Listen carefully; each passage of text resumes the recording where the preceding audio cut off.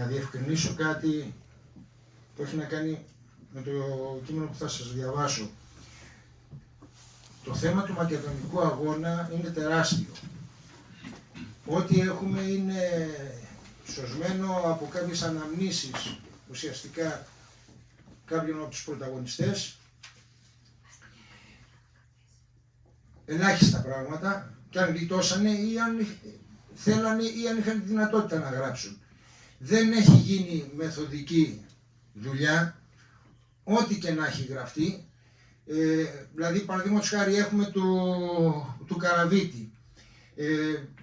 Ένα τεράστιο βιβλίο που έβγαλε κάποιος πρόσφατα, μάλιστα, αν θυμάμαι καλά, έχω κρατήσει στοιχεία. Πρέπει να είναι πριν 20 χρόνια, κάπου εκεί. Αυτό βασίζεται πάνω σε δημοσίευσεις που είχε κάνει στον Ελληνικό Βορρά ανάμεσα το 49 και το 50, 230 τόσες δημοσιεύσεις.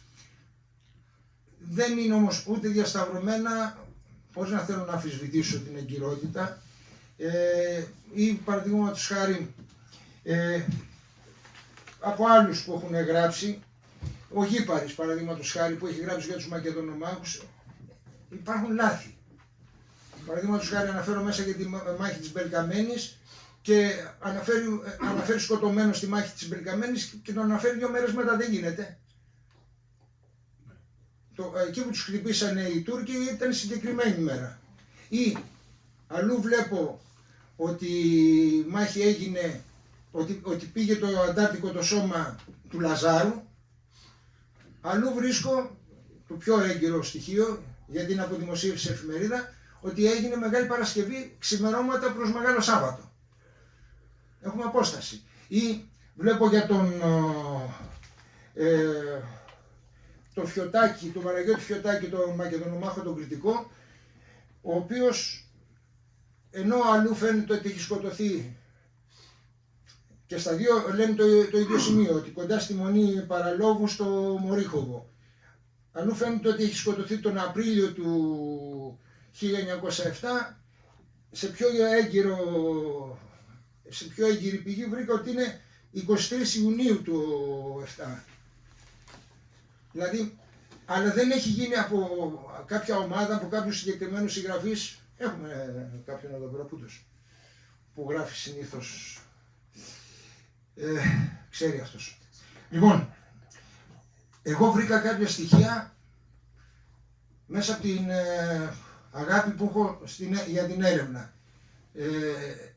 Και σκοπός μου είναι να διασταυρώνω και να μπορώ να αποδώσω κάποια πράγματα τα οποία ίσως πολλές φορές, δυστυχώς, βρίσκω μπροστά μου ότι έχουν αλλοιωθεί ή θελημένα ή άθελα. Καπετάν Ρέμπελος, λοιπόν, εγώ έχω δώσει τίτλο «Από την Επίδαυρο στη Μακεδονία».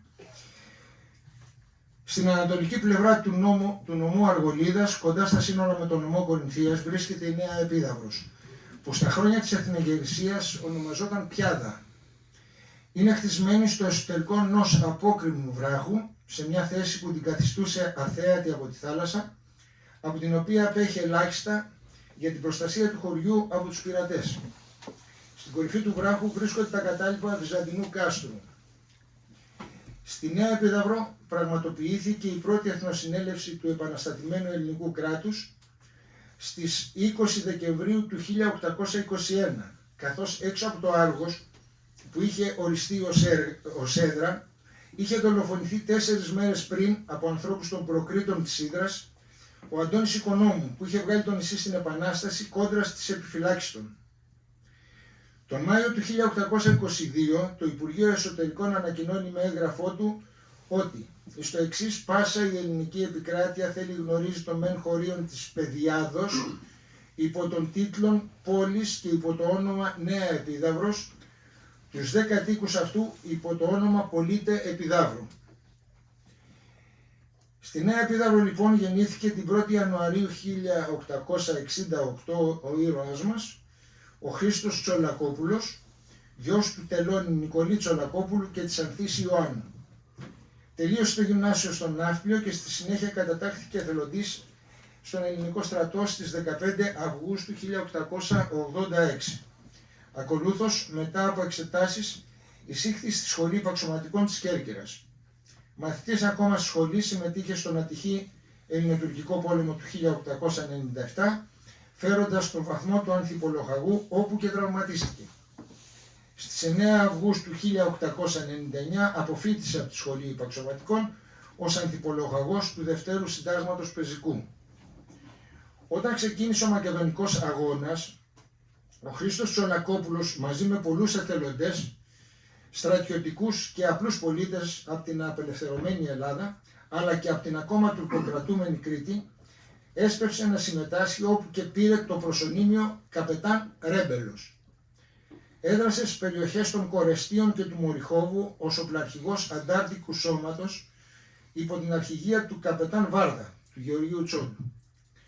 Το σώμα του, ενισχυμένο και με τους άντρες του Καπετάν Οδυσσέα, υπολοχαγού Γεωργίου Βλαχογιάννη, που επέστρεψε στην Αθήνα για μικρή ανάπαυση και λήψη οδηγιών, κατέγραψε σημαντικές επιτυχίες σε βάρος των κομιτατζίδικων συμμοριών. Η μάχη της Μπελκαμένης. Ήταν πρωί Μεγάλης Παρασκευής 15 Απριλίου 1905 που το αντάρτικο σώμα του Καπετάν Νίδα, υπολοχαγού Νικόστρα του Καλομενόπουλου, δύναμης 115 ανδρών, το οποίο κατευθυνόταν προς τον τομέα Μοριχόβου Γραδέσνιτσας, βρέθηκε στο χωριό Μπελκαμένη της Φλόρινας. Σήμερα το χωριό λέγεται Δροσοπηγή. Και για την ιστορία, ήταν ένα νέο χωριό που ιδρύθηκε από υπηρώτες που μετοίκησαν εκεί αγοράζοντας κάποια ιδιοκτησία από κάποιο αγά στα μέσα του 19ου αιώνα. Βρέθηκε λοιπόν στο χωριό Μπελκαμένη της Φλόρινας και στρατοπέδευσαν για να ξεκουραστούν. Το βράδυ παρακολούθησαν την περιφορά του επιταφείου. Δυστυχώς η κούραση των ανδρών δεν επέτρεψε να φύγουν μετά την περιφορά, όπως είχαν και αποφασίσει, και λίγο πριν τα χαράματα αντελήφθησαν πως είχαν κυκλωθεί από 200 περίπου Τούρκους στρατιώτες που κατέφτασαν ειδοποιημένοι από ντόπιους εξαρχικούς. 5 νεκροί αντάρτες ήσαν τα θύματα του ευνηδιαστικού χτυπήματος που δέχτηκε το σώμα του Καπετάν Νίδα. Ανάμεσά τους ο πρωτοπόρος Μακεδονομάχος Λαμπρινός Βρανάς από τα Σφακιά και ο Νικόλαος Καπετανάκης από το Χέλι, Αραχναίο της Αργολίδας. Ο Καλομενόπουλος, ο Καπετάν Νίδας, συμμορφούμενος προς τις οδηγίες που είχε από το Υπουργείο Πολέμου, που σημαίνει να μην εμπλακεί σε πόλεμο με τουρκικά στρατεύματα προφανώς, αποφάσισε να μην χτυπηθεί με τον τουρκικό στρατό και να παραδοθεί. Τον ακολούθησαν 45 περίπου άντρες. Ωστόσο κάποιοι από τους υπαρχηγούς του αποφάσισαν να πραγματοποιήσουν έξοδο και αυτό έκαναν. Ο Καπετάν Ρέμπελος με τραύμα στο πόδι και ο Αντώνης Τσίτουρας κατόρθωσαν τελικά να διαφύγουν, ακολουθούμενοι από 55 περίπου άντρες. Ο Καπετάν Νίδας οδηγήθηκε με τους άντρες του στο μοναστήρι, όπου δικάστηκε και καταδικάστηκε σε φυλάκιση, αλλά σε 3 χρόνια κατάφερε να τραπετεύσει. Έχουμε μια προσωπική μαρτυρία αντάρτη που δημοσιεύτηκε στην αθηναϊκή εφημερίδα Scripps στις 11 Μαΐου, σχεδόν ένα μήνα μετά, το 1905, που μιλάει για τη μάχη της Μπελκαμένης. Ο αντάρτης αυτός ήταν ο Αθηναίος Ιωάννης Ηλιάδης, αντάρτης στο σώμα του Έμπελου. Τα χαράγματα της Μεγάλης Παρασκευής εφτάσαμε στο χωριό Βαλκαμένη της Φλωρίνης. Εκεί μείναμε όλη τη Μεγάλη Παρασκευή και το εσπέρας ακούσαμε την ακολουθία του επιταφείου. Είχαμε σκοπό μετά 1 ώρα να αναχωρήσουμε διαταλημέρια. Δυστυχώς μας εξύπνησαν μισή ώρα πριν χαράξει και συγχρόνως μας ειδοποίησαν ότι είμεθα τελείως κυκλωμένοι από πολυαρίθμου τουρκικού στρατού. Προσπαθώ να το αποδώσω όπως το έδωσε ακριβώς ο ίδιος. Ο Καπετάν Ρέμπελος εκάλεσε τότε ιδιαιτέρως μερικούς από τους πρώην υπαξιωματικούς και μας είπε ότι η επιχείρηση αυτή δεν είναι έξοδος αλλά θυσία. Είμαστε όμως αναγκασμένοι να την κάνουμε, προσέθεσε, για να αποσπάσουμε την προσοχή του τουρκικού στρατού, ούτως ώστε το κύριο σώμα να κατορθώσει να διαφύγει από άλλο μέρος του χωρίου όπου η πολιορκία ήθελε χαλαρωθεί. Η θέση μας ήταν κρίσιμος, αλλά κατορθώσαμε εκείνο το οποίο προέβλεψε, επεδίωξε ο καπετάν Ρέμπελος, δηλαδή να περισπάσουμε την προσοχή του στρατού, ούτως ώστε να δοθεί διέξοδος εις το κύριο σώμα. Πρώτος έπεσε ο νεαρός καπετανάκης, αντάρτης καταγόμενος από το χέλι. Επειδή έπεσε πλησίον μου, θέλησα να του δώσω βοήθεια. Δυστυχώς είχε πληγωθεί στην κοιλία και εξέπνεε. Εφωνέθησαν 5 και πληγώθησαν 6. Την αυτή στιγμή επληγώθηκε ο καπετάν Ρέμπελος στην πτέρνα του δεξιού ποδός, καθώς και ο αντάρτης κέντρος.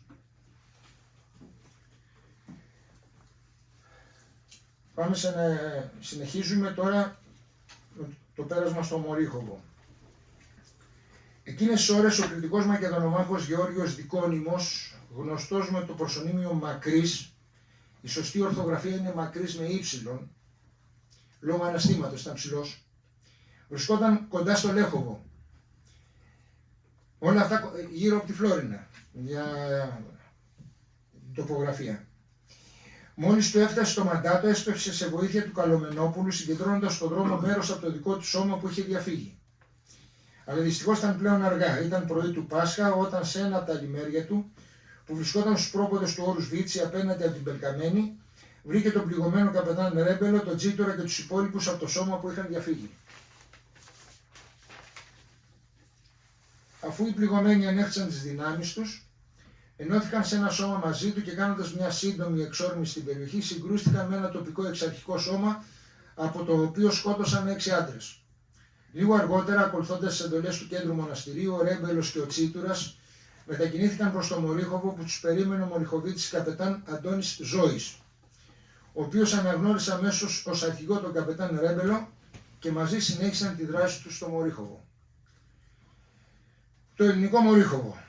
Το Μορίχοβο είναι ορεινή ιστορική περιοχή της αρχαίας Παιωνίας, στη βορειοδυτική πλευρά του Βόρα. Κατά τη διάρκεια του Μακεδονικού Αγώνα, οι κομιτατζίδες πυρπόλησαν 100 χωριά με σκοπό να κάνουν το φρόνημα των Ελλήνων κατοίκων. Κατά τον Πρώτο Βαλκανικό Πόλεμο, τον Οκτώβριο του 1912, το εθελοντικό σώμα του Μακεδονομάχου Αντωνίου Ζώη, που αναφέραμε προηγουμένως, απελευθέρωσε το Μορίχοβο από τους Τούρκους και ύψωσε την ελληνική σημαία εν ονόμα του βασιλέως Γεωργίου. Τελικά, με τη συνθήκη του Βουκουρεστίου, η περιοχή πέρασε στο βασίλειο των Σέρβων, Κροατών και Σλοβαίνων ως αντάλλαγμα για τα χωριά ανατολικά της Φλόρινας που είχαν καταλάβει οι Σέρβοι. Η ενταλλαγή κρίθηκε σκόπιμη για να εξορθολογιστεί η χάραξη της ελληνοσερβικής μεθορίου. Αυτός ο εξορθολογισμός που δεν μέτραγε ποτέ ανθρώπινες θελήσεις και ζωές. Έτσι, το ηρωικό Μορίχοβο βρίσκεται πλέον εντεύθεν των βορείων συνόρων. Πάντως, εις μνήμη, υπάρχει πλατεία στα Λαδάδικα με το όνομα πλατεία Μοριχόβου. Κάτι έμεινε από αυτό. Ο Ρέμπελος στο Μορίχοβο. Στο Μορίχοβο ο καπετάν Ρέμπελος, εκτός από τον Αντώνη Ζώη, συνάντησε και τους κριτικούς αρχηγούς Ιωάννη Καραβίτη και Παναγιώτη Φιωτάκη, που αναφέρθηκα προηγουμένως, και ανέλαβαν από κοινού δράση. Έτσι, στις 26 Ιουνίου 1905, καθώς έμπαινε στο χωριό Μπίρνικ, δέχτηκε ξαφνικά πυρά από ομάδα κομιτατζίδων που του είχαν στήσει καρτέρι. Η αντίδρασή του ήταν αστραπιαία. Αφού ανταπεξήλθε χωρίς απώλειες στον εφημιδιασμό, αντεπεντέθη με αποτέλεσμα να χάσει το εξαρχικό σώμα που είχε προηγουμένως δολοφονήσει ελληνόφρονες χωρικούς 11 άντρες. 4 μέρες μετά, στις 30 Ιουνίου, 1905 μιλάμε, πληροφορήθηκε ότι στο χωριό Πεταλίνα είχε καταφτάσει ο αρχικομιτατζής της περιοχής Δήμκο με σκοπό τη δολοφονία κατοίκων που αντιστέκονταν στο κομιτάτο. Κινήθηκε ταχύτατα προς τα εκεί και χτύπησε ανελαίητα τον εχθρό πριν να προλάβει να ολοκληρώσει ό,τι σχεδίασε. Ακολούθησε καταδίωξη των κομιτατζίδων που είχε ως αποτέλεσμα το θάνατο του Δήμκο και άλλων 2 ανδρών του. Ο θάνατος του αρχικομιτατζή έπεσε βαρύς στους συντρόφους του, οι οποίοι στις 5 Ιουλίου συγκέντρωσαν ισχυρή δύναμη με σκοπό να χτυπήσουν αφενός την Πεταλίνα και αφετέρου τη Γραδέσνιτσα που θεωρεί το ελληνικό προπύργιο. Οι κινούμενοι προς την Πεταλίνα κομιτατζίδες ξέσπασαν καταρχάς σε έναν καταβλισμό Σαρακατσανέων, στα καλύβια Σουλτογιάννη, καίγοντας τις καλύβες 30 οικογενειών και κλέβοντας όσα πρόβατα του Τσελιγκάτου μπόρεσαν. Πλησιάζοντας όμως στην Πεταλίνα, έπεσαν επάνω σε αντάρτες του Ρέμπελου, με επικεφαλής τον σκληροτράχυλο Παναγιώτη Φιωτάκη, που τους τσάκισαν. Ήταν πολύ σκληρός ο Φιωτάκης, είναι άλλη ιστορία όμως αυτό. Στην αναφορά του της 16ης Ιουλίου 1905 από το ελληνικό προξενείο μοναστηρίου, ο υποπρόξενος Φίλιππος Κοντογούρης γράφει πως, και πρέπει να το δούμε και να προβληματιστούμε με αυτό, γιατί εκεί υπάρχει από ό,τι φαίνεται το πρόβλημα το μεγάλο στην περιοχή του Μωριχόβου. Η μικρή αριθμητικά δύναμη του σώματος Ρέμπελου, έναντι της μεγάλης εκτάσεως της περιοχής που έπρεπε να προστατεύει, το ανάγκαζαν να σπέβδει από το ένα άκρο στο άλλο. Και για να προλαβαίνει ο Ρέμπελος το διέρεσε σε ακόμα μικρότερες ομάδες. Εδώ λοιπόν κάτι πρέπει να έχει συμβεί. Δεν το έχω ανακαλύψει, αλλά βγαίνει κάτι από ένα έγγραφο μετά του Νικολάου Ξηδάκη, που ήταν ο πρόξενος στο μοναστήριο.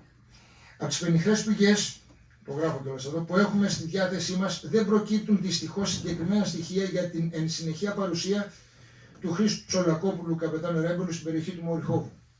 Κάπου χάνεται.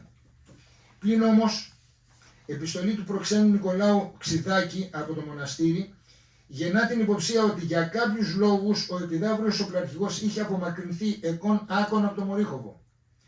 Γράφει χαρακτηριστικά στις 10 Μαρτίου 1906 ο Νικόλαος Ξηδάκης: ένεκα του ολιγαρίθμου των σωμάτων στη βόρεια περιφέρεια και της αποσυνθέσεως στην οποία βρίσκονται, επιβάλλεται να φτάσει στο Μωριχόβο Ρέμπελος με ισχυρότατο σώμα. Η πείρα την οποία απέκτησε, πικρότατη μάλιστα πολλές φορές, μας απαλλάσσει από εξηγήσεις και οδηγίες για το πώς πρέπει να οργανωθεί το σώμα του. Απλές σκέψεις κάνουμε ότι πιθανότατα ή τοπικές διαφωνίες με κάποιους άλλους τοπικούς αρχηγούς, ή γενικότερα αντέδρασε για τη μικρή δύναμη την οποία ήταν αναγκασμένος να διαχειριστεί και δεν κάλυπτε τις ανάγκες της περιοχής. Και κάπου απομακρύνθηκε, η θελημένα ή άθελα. Εδώ ολοκληρώνονται τα βιβλιογραφικά στοιχεία για τη δράση του Χρήστου Τσολακόπουλου στο Μακεδονικό Αγώνα. Προφανώς μια εμπεριστατωμένη έρευνα στα αρχαία του προξενείου μοναστηρίου της εποχής θα μπορούσαν να τη φωτίσουν περαιτέρω. Δυστυχώς η συνεχή συμμετοχή του στους επακολουθήσαντες πολέμους, καθώς και η βαρύτατη νόσησή του που τον οδήγησε στο θάνατο, δεν του έδωσαν τη δυνατότητα να αφήσει καταγραφές στις δράσεις του. Όμως η Μούσα πρόλαβε και να τον τραγουδήσει. Το τραγούδι του καπετάν Ρέμπελου, λεβεντιά καμαρωτή μέσα στα βουνά στα δάση, που προβάλλεις με σπαθί την πατρίδα να δοξάσεις. Φεύγουν οι εχθροί μας πάνω, κάθε βούλγαρος αντάρτης, φεύγουν πίσω δεν κοιτάν, ποιος θα να σταθεί μπροστά της. Γεια σου Ρέμπελα αϊτέ, Ρέμπελε χρυσέ λεβέντη, με τουφέκι με σπαθί, ποιος το ίδιο τέτοιο γλέντι. Τα μετά τη Μακεδονία. Κατά τους Βαλκανικούς πολέμους του 12-13 πολέμησε ως αξιωματικός στο 8ο Σύνταγμα Πεζικού και τραυματίστηκε στην πολιορκία των Ιωαννίνων. Διακρίθηκε ιδιαίτερα στη μάχη Κιλκής Λαχανάς στον δεύτερο Βαλκανικό πόλεμο. Υπηρετώντας ως βοηθός του διοικητή του συντάγματος συνταγματάρχη Καμπάνη, απέκρυψε το θάνατο του συνταγματάρχη από τα στρατεύματα κατά τη διάρκεια της μάχης και ανέλαβε τη διοίκηση μέχρι τέλους της μάχης. Το 1917-18 υπηρέτησε ως διοικητής του 35ου Συντάγματος Πεζικού στον τομέα του Στριμώνα του Μακεδονικού Μετώπου. Το 1919 συμμετείχε με το σύνταγμά του στη συμμαχική επέμβαση στην Οδυσσό υπέρ των Λευκών Ρώσων. Αποστρατεύτηκε λόγω σοβαρού προβλήματος υγείας το 1920 με το βαθμό του συνταγματάρχη. Κατά την αποστρατεία του, συνάδελφοί του έστησαν μια μοναδική γιορτή στον Πευκώνα, μπροστά από το στρατηγείο της Θεσσαλονίκης, όπου η μουσική της φρουράς πεάνιζε κατά την είσοδό του εκεί το εμβατήριο του Ρέμπελου. Πέθανε στον Άφλιο στις 10 Φεβρουαρίου του 1923, Με το θάνατό του η ελληνική κυβέρνηση τον προήγαγε στο βαθμό του υποστρατήγου. Θέλω να συμπληρώσω κάτι εκτός κειμένου, ότι από τη μονάδα του Χρήστου Τσολακόπουλου ήταν η αξιωματική και ο παπάς, ο κριτικός, που πήγαν στην Αγία Σοφιά περνώντας από την Κωνσταντινούπολη και κάνανε την ιστορική λειτουργία. Ούτε έχει γίνει ούτε θα ξαναγίνει από ό,τι φαίνεται. Και προφανώς δεν έφυγαν από το καράβι χωρίς να έχουν την έγκριση και δεν φεύγεις έτσι εύκολα από το καράβι και όταν πας σε εκστρατεία. Τώρα, επειδή θέλω να έψαξα λίγο να βρω κάποια άλλα στοιχεία για αργολιδείς Μακεδονομάχους, να πω ότι ο πιο φημισμένος Μακεδονομάχος από την Αργολίδα ήταν ο εθνομάρτυρας καπετάν Τέλος Άγρας, ο Σαράτος Αγαπηνός, γεννημένος στον Άφλιο, στο οποίο υπηρετούσε τότε ο Σεφέτης, ο εκ Γαργαλιάνων της Μεσσηνίας πατέρας του Ανδρέας. Στον Άφλιο τελείωσε το γυμνάσιο και από εκεί εισήχθη στη σχολή Ευελπίδων. Δηλαδή όλη τη ζωή την έζησε στον Άφλιο. Απλά ο πατέρας του, επειδή ήταν τοπικιστής Μεσσήνιος, τον έγραψε στα μητρώα του Δήμου Γαργαλιάνων τότε. Και φαίνεται επίσημα ότι είναι Γαργαλιανιώτης, είναι στην καταγωγή, αλλά δεν έχει ζήσει στους Γαργαλιάνους. Περισσότερα γι' αυτόν θα βρούμε στα μυστικά του Βάλτου, της Πηνελόπης Δέλτα και στην επίσημη ιστορία. Επίσης στο Μακεδονικό Αγώνα καταγράφονται ως ομαδάρχες οι αναπλιώτες Δημήτριος Ζερβογιάννης Επιλοχίας και Κωνσταντίνος Ζιγουράκης, καθώς και ο αντάρτης Ιωακήμης Μυρνιώτης Εξάργους. Τα στοιχεία έχουν ως πηγή το βιβλίο του Παύλου Γήπαρη, η πρωτοπόρη του Μακεδονικού Αγώνος 1903-1909. Οι τόποι καταγωγής πρέπει να είναι κατά προσέγγιση, καθώς για παράδειγμα ο Νικόλαος Καπατανάκης, που αναφέραμε προηγουμένως πως σκοτώθηκε στην Πελκαμένη, αναφέρεται στον Γήπαρη ως Αργίος, ενώ ήταν από το ορεινό Χέλη, αραχναίο της Αργολίδας. Και όταν λέμε τώρα, μιλάμε για κάποιες αποστάσεις γύρω στα 25 χιλιόμετρα, δεν είναι ότι είναι δίπλα το Χέλη από το Αργούς. Αυτά και είμαι στη διάθεσή σας.